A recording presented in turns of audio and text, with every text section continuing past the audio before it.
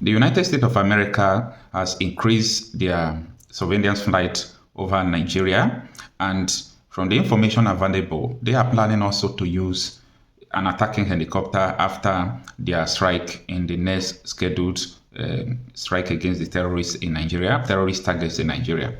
Now, we are going to discuss this, and also the people who are really pushing these people, I mean the financiers of these terrorists. There is a very important information that I know it is very accurate and correct from the source that I receive it. And they are, trying to push these helpless terrorists to go and intensify attacks on civilians, on churches, on mosques, in the roads, and so on and so forth, so that they will be able to control the narrative that the U.S. intervention has nothing to do with reducing terrorism in Nigeria. I say that is just one of the greatest mistakes these people are making, and I like it. Let them go on. You know what? That will make U.S. to bring their men on the ground in Nigeria. I know that a lot of people will cry foul, but who cares? When you are faced with two evil, you choose the lesser one.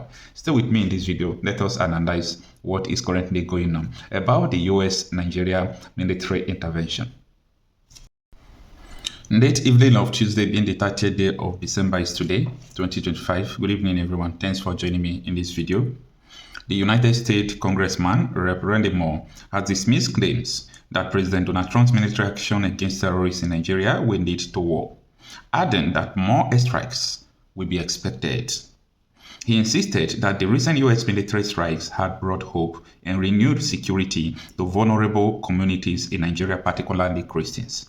In a post on X from the Twitter account on Monday, December 29, 2025, Moore said President Trump is not trying to bring war to Nigeria. He is bringing peace and security to Nigeria and to the thousands of Christians who face horrific violence and death.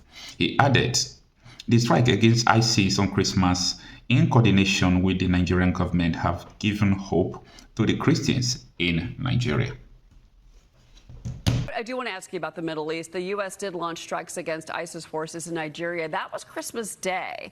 Partly due to the killing of Christians in the West African country, the U.S. is working with Nigerian officials to carry out those strikes and also to monitor the situation now. The president called these strikes powerful and deadly. Congressman, you've been a leader on this issue. You worked to stop the persecution of Christians. You have worked to do this around the world.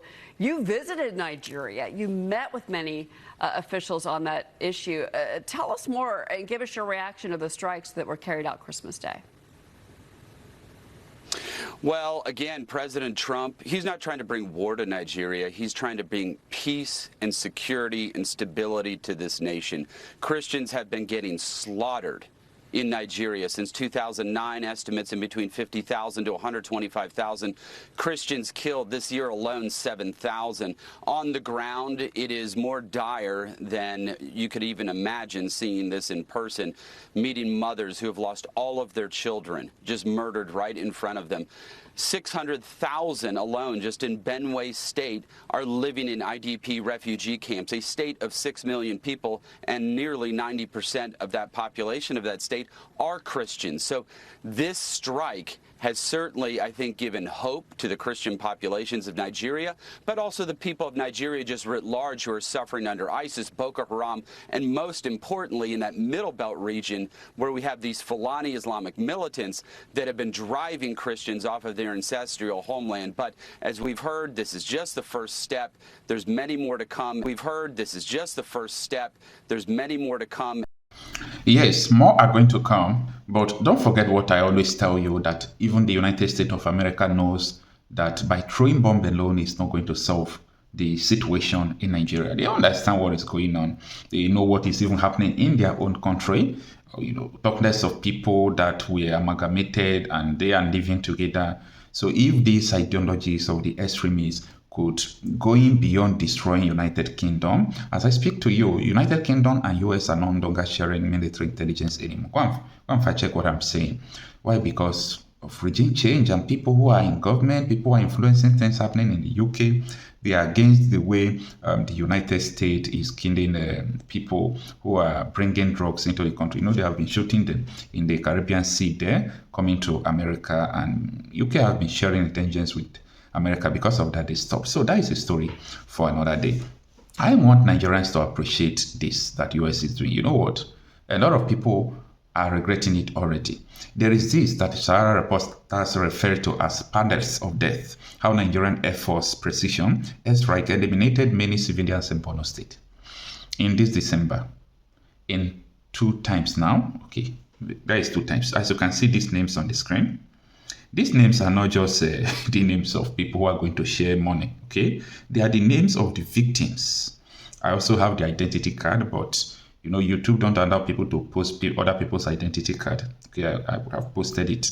So you can see the identities of the disease victims. Number 1 to 6 there, okay? Modukuru, Buka, Oambe, Abe, Kake, and the rest of them. After that, you see 1 to 3. These are the names of the survivors, victims who are in the hospital that they were able to write down, and many more people that they have not documented. What happened? Nigerian Air Force, they are mistakenly striking civilians.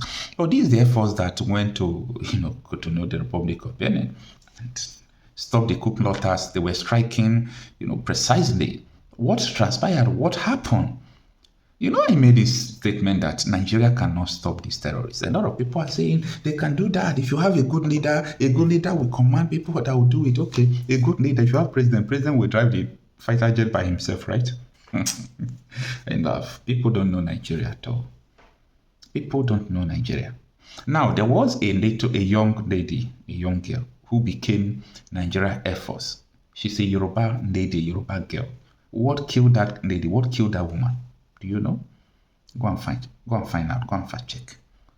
See, the Air Force, most of the time, if vigilante are fighting all these bandits, terrorists of Boko Haram, if they call Air Force to come, Air Force will leave the terrorists and bomb the vigilante. Most of the places, Air Force will come bomb the villagers and leave the terrorists. Like, what sort of madness is this? In this December, 2 times, they have done this in Borno State. So, I understand the problem of Nigeria, and if I tell people that, come on, all these things you people are saying, leadership is not going to stop it because there is an agenda. It's not because of leadership failure. What is happening is deliberate. It is deliberate. If it is leadership failure, you could say, oh, we need a better leader. No, this is deliberate. So if you ask military to go and eliminate people, they go there and bomb your people, what are you going to do? Court-martial a person? Maybe you do that. Then after that, what next? You drive the plane by yourself? The level of collusion is at a high level. Like, it is unbearable. It is unbearable, honestly. It's unbearable. All right, let me just summarize this article for you. It was learned that the forces strike on December 13 targeted over 100 vehicles parked by drivers who had gone to convey their customers, fishermen, and their goods. They returned to the area the following day, this time in the morning, and rained bomb on the civilians who had returned to convey fishermen and their goods to Mongono town. Although the reporter says the Nigerian Air Force spokesperson claimed that the precision strikes were targeted at terrorists and their vehicles. Okay, the Air Force said no, these people are terrorists and their vehicles. But the people who own the community said no, these people are not, they are not terrorists. Now, do you now appreciate US? Imagine the Nigerian Air Force who struck like 500 meters or directly above or like 100 meters before what they struck.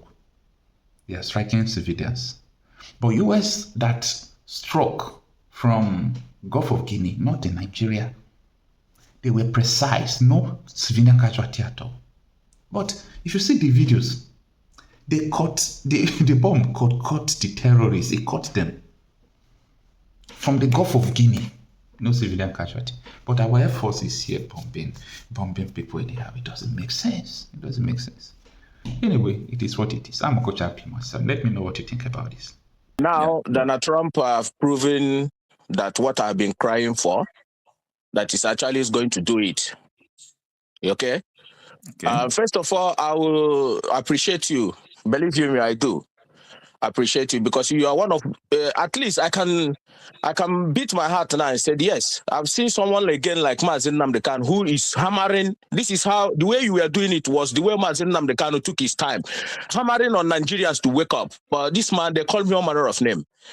Don't get offended. They will come and call you all manner of names. They will say that they pay you. They will brand you all manner of things. You know, Nigerians deserve not to be, you know, trying to make them look good. It's just because of our families. Everybody have families over there because nobody wants to see his family being killed by these Fulani terrorists and then being kidnapped. Imagine.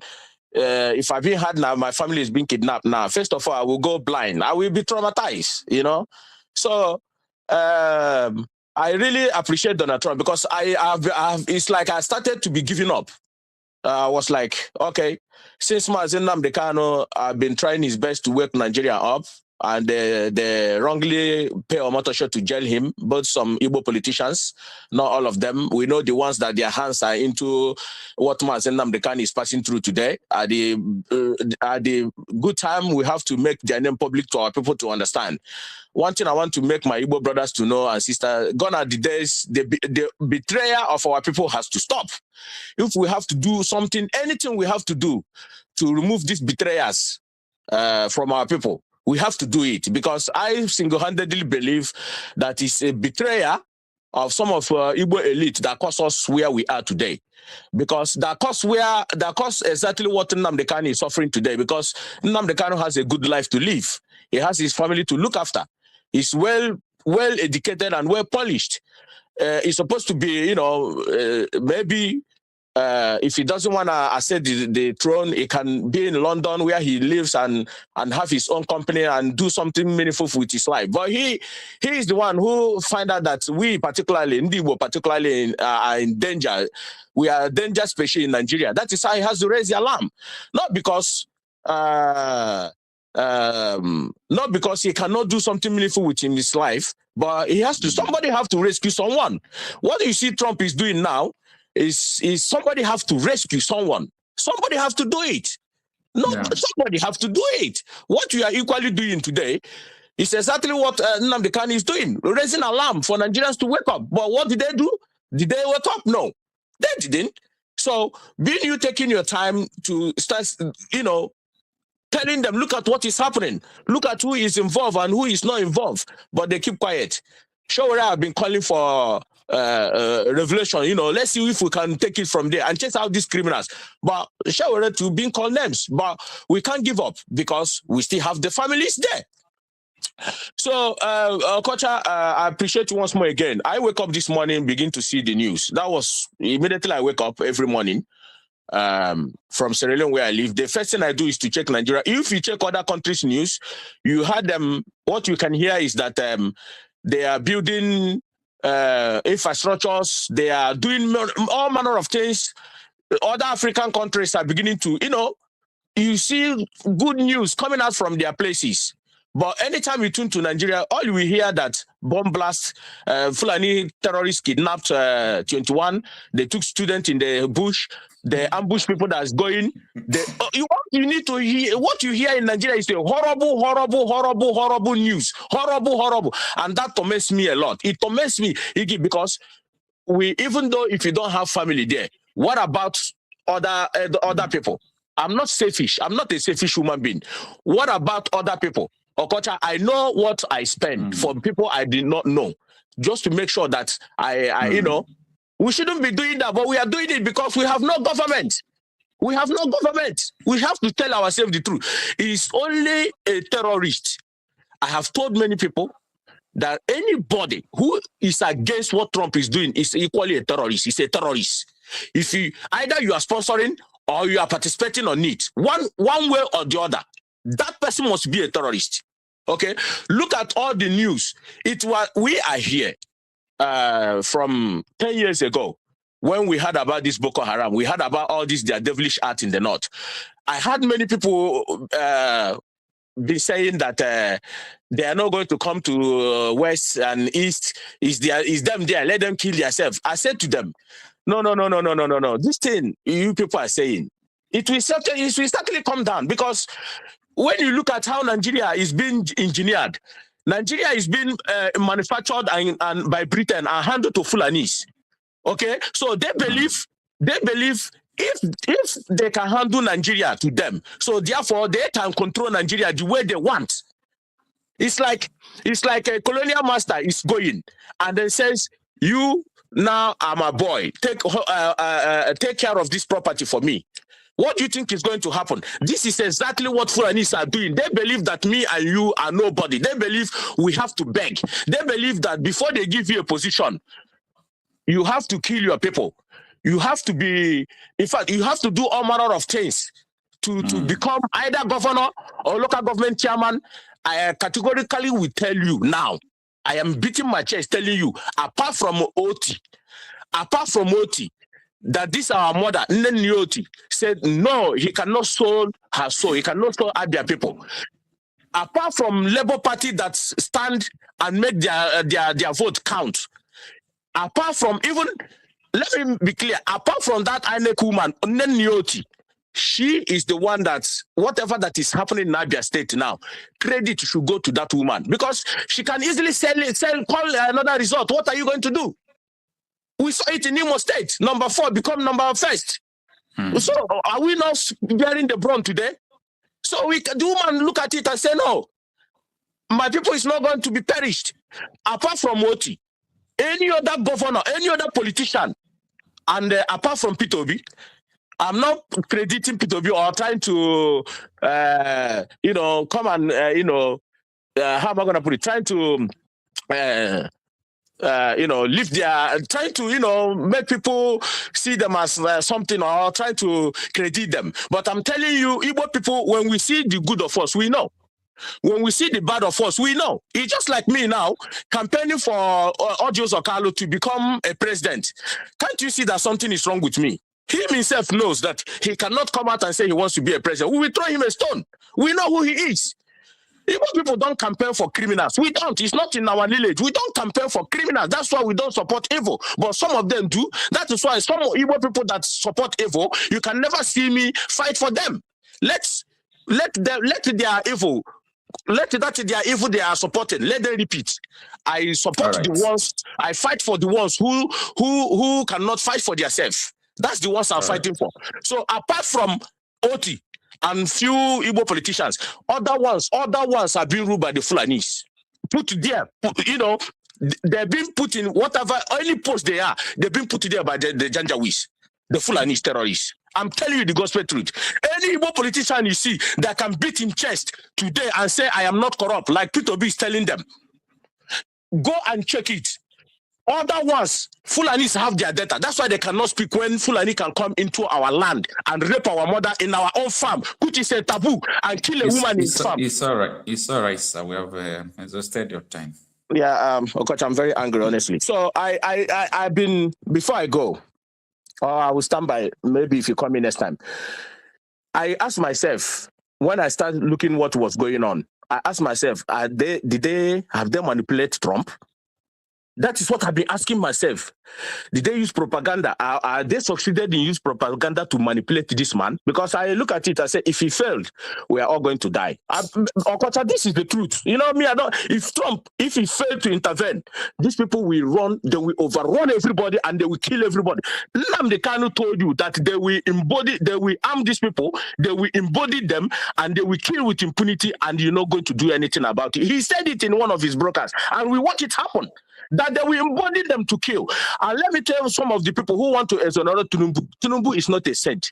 This is the man who told you that he will continue where Buhari stops. So when I see people who come to say exonerate him from this terrorist something, you are just wasting your time. This man says he will continue from where Buhari stops. So if he's not saying, if he says he's not part of them, it's all right, sir. Let him release the list of the people sponsoring terrorists. If he said he's not part of them. Rokocha, thank you.